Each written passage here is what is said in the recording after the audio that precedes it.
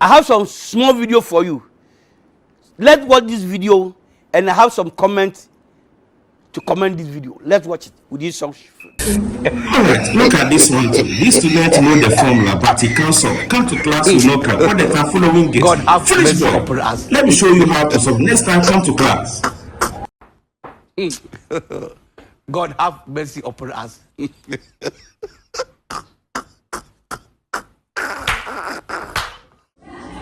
Alright, so let me show you the correct answer.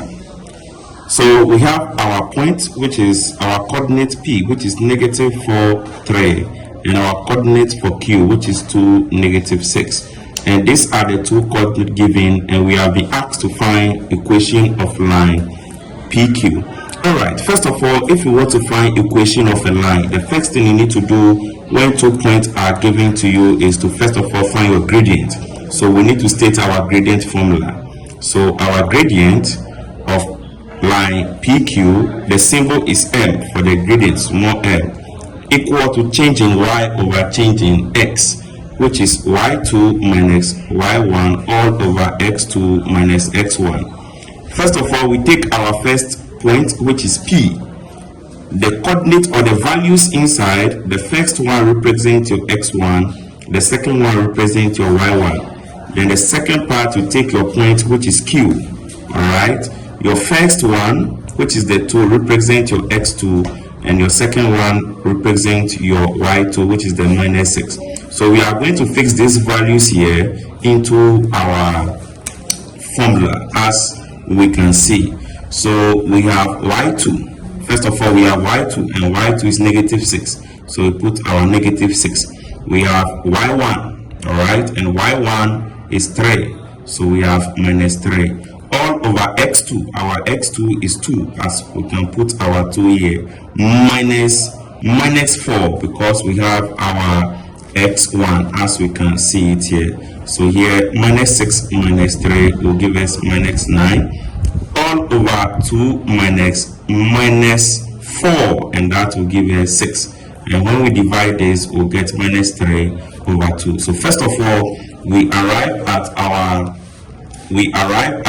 gradient, which is -3 over 2. So we can now find our equation of the line, and this is the formula to solve the equation of the line. All right, so we have y minus y1 equal to m, which is the gradient, multiplying x minus x1. Now we have 2 points given. Since these 2 points lies on a straight line, we can use any of them to solve for our equation of the line. But here, because we have our x1, y1, we can pick our point P and use it. We can also use this anyway, and we'll get the answer correct. So we are going to fix these two values, all right, with our gradient that we solve, all right, into this formula. So first of all, the formula, we have y minus y1. So our y1 is 3, so we put it here. So it will be y minus 3 equal to our gradient. The gradient is -3 over 2. So we fix it here. That will be -3 over 2. Multiplying x, our x1 is -4. And there's minus here already with our -4. So the -2, the minus in the middle become positive, because negative become positive. So here you have +4 here. Alright, the next thing, what do? We find LCM, which is 2, alright, and our LCM, which is 2, or we can do cross multiplication. So these 2 here will multiply everything here. So 2 multiplying this, we have 2y minus 6.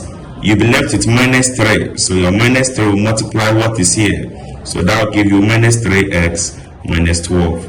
So what do we do next? We group everything at one side and we equate it to 0.